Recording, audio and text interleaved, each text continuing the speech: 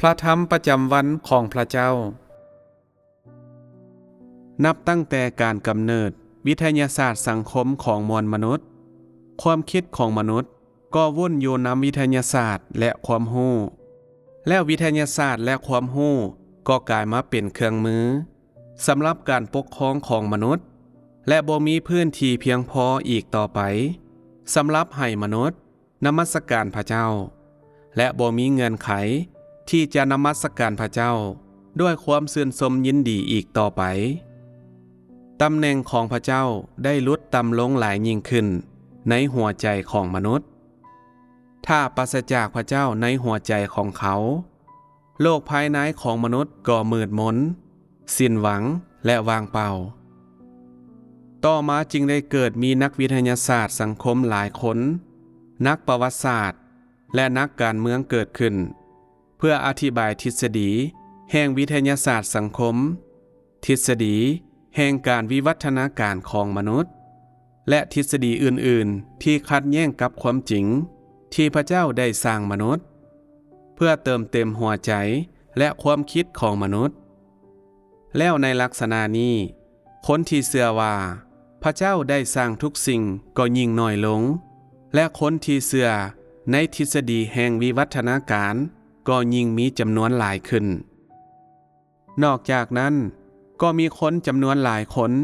ที่เห็นการบันทึกแห่งภารกิจของพระเจ้าและพระธรรมของพระองค์ในระหว่างยุคแห่งพระสัญญาเดิมนั้น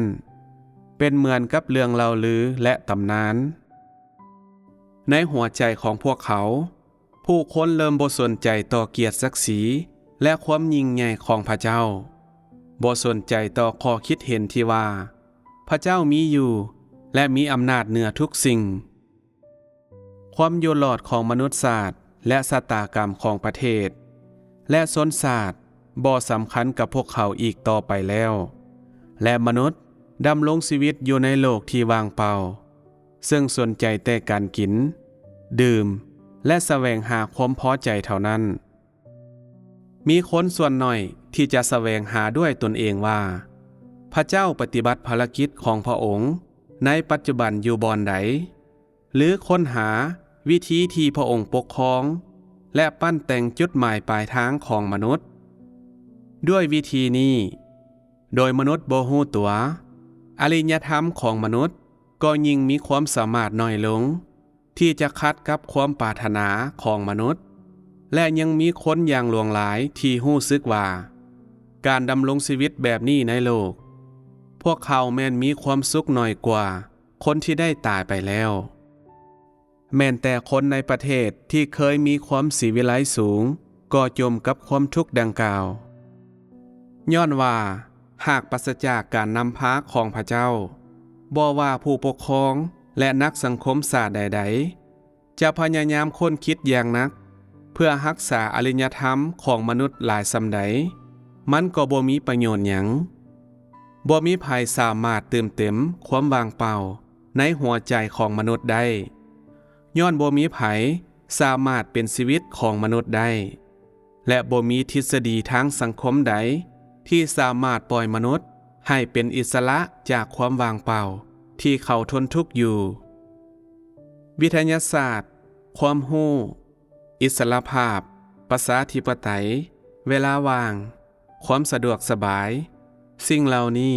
แม่นการปลอบใจมนุษย์เพียงชั่วคราวเท่านั้นถึงว่าจะมีสิ่งเหล่านี้มนุษย์ก็ยังเฮ็ดบาปโดยหลีกเว้นบ่ได้และแสดงความโศกเศร้ากับความบ่ยุติธรรมของสังคมสิ่งเหล่านี้บ่สามารถยับยั้งความอยากได้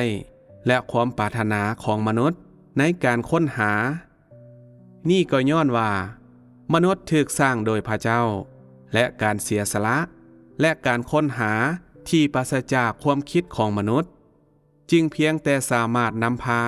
ไปสู่ความทุกข์ทรมานหลายขึ้นและเพียงแต่เฮ็ดให้มนุษย์ดำรงอยู่ในสภาวะแห่งความย่านกลัวอยู่ตลอดเวลาบ่ฮู้จักวิธีเผชิญกับอนาคตของมนุษยศาสตร์หรือวิธีเผชิญกับเส้นทางที่อยู่ข้างหน้ามนุษย์ยิ่งจะย่านวิทยาศาสตร์และความรู้และยิ่งไปกว่านั้นก็ย่านความรู้สึกว่างเปล่า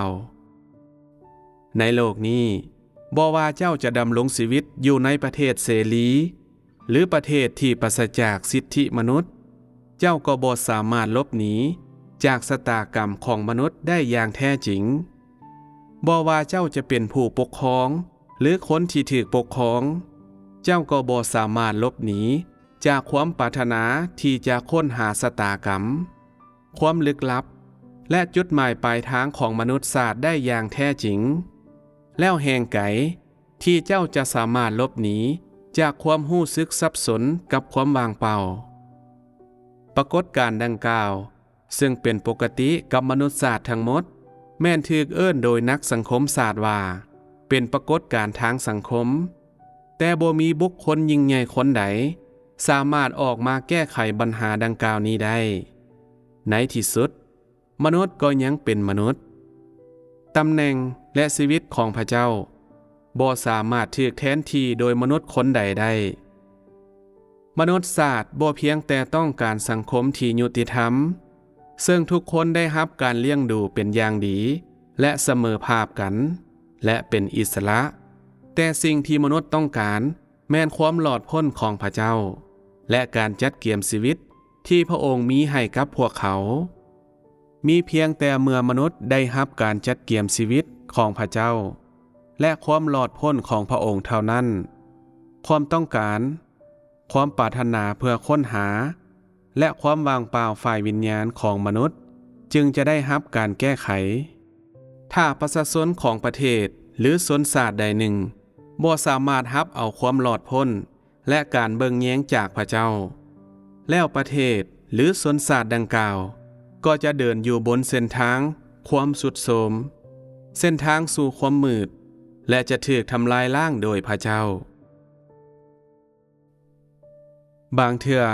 ประเทศของเจ้ากำลังเจริญรุ่งเรืองในปัจจุบันแต่ถ้าเจ้าปล่อยให้คนของเจ้าหันหนีจากพระเจ้าแล้วประเทศของเจ้าก็จะพบกับการสูญเสียการอวยพรของพระเจ้าหลายขึ้นเรื่อยๆอารยธรรมของประเทศของเจ้าอาจจะถูกเหยียบย่ำอยู่ใต้ตีนเทื่อละหน่อยและอีกบ่ดนผู้คนก็จะลุกฮือขึ้นต่อต้านพระเจ้าและสาปแช่งสวรรค์ด้วยเหตุนั้นชะตากรรมของประเทศใดหนึ่งอาจจะถูกทำลายโดยบ่ฮู้ตัวพระเจ้าจะสร้างประเทศมหาอำนาจขึ้นเพื่อตอบโต้ประเทศเหล่านั้นที่ถูกพระเจ้าสาปแช่งและอาจจะกวาดล้างพวกเขาออกจากหน้าแผ่นดินโลก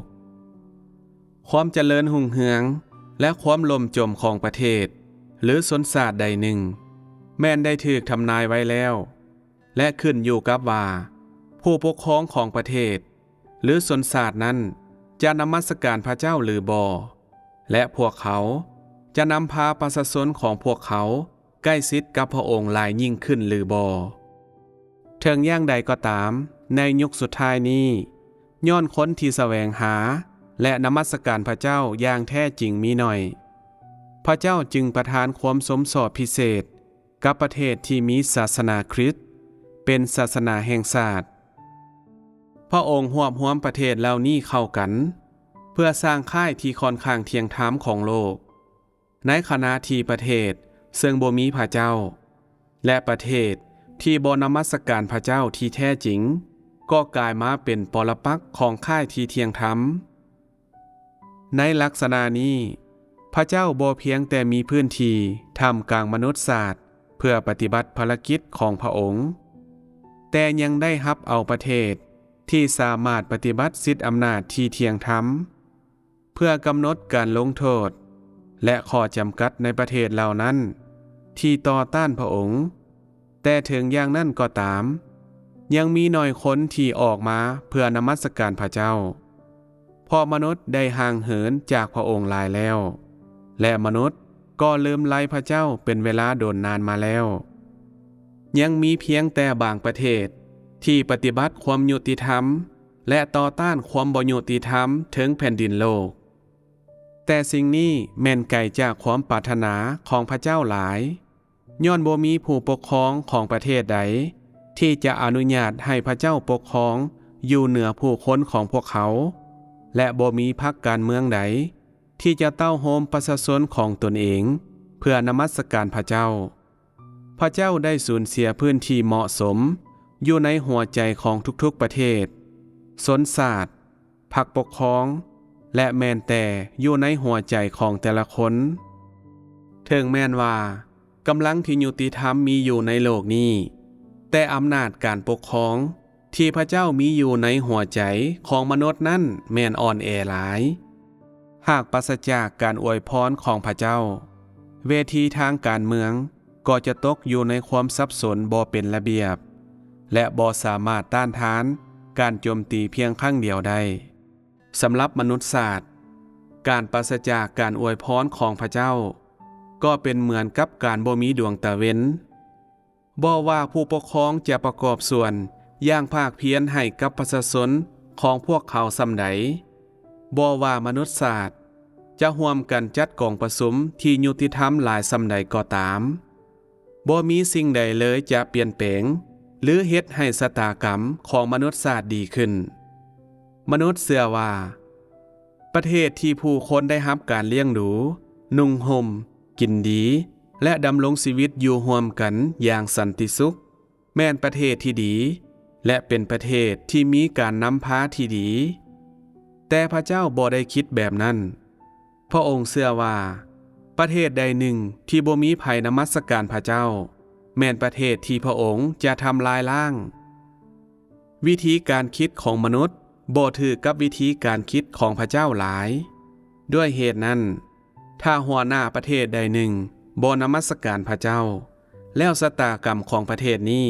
ก็จะเป็นประเทศที่น่าเศร้าและประเทศนั้นจะบ่มีจุดหมายปลายทางอย่างเลยพระเจ้าบ่มีส่วนร่วมในการเมืองของมนุษย์แต่ชะตากรรมของประเทศหรือชนชาติใดหนึ่งแม่นถูกควบคุมโดยพระเจ้าพระเจ้าควบคุมโลกนี้และจักรวาลนี้ทั้งปวงชะตากรรมของมนุษย์และแผนการของพระเจ้าแม่นเกี่ยวพันกันอย่างใกล้ชิดและบ่มีมนุษย์ประเทศหรือชนชาติใดที่ถูกละเว้นจากอำนาจอธิปไตยของพระเจ้าถ้ามนุษย์ปรารถนาที่จะฮู้จักชะตากรรมของเขาเขาก็ต้องมาอยู่ต่อหน้าพระเจ้าพระเจ้าจะเฮ็ดให้คนที่ติดตามและนมัสการพระองค์นั้นเจริญรุ่งเรืองและจะนำความเสื่อมเสียและการดับสูญมายังคนที่ต่อต้านและปฏิเสธพระองค์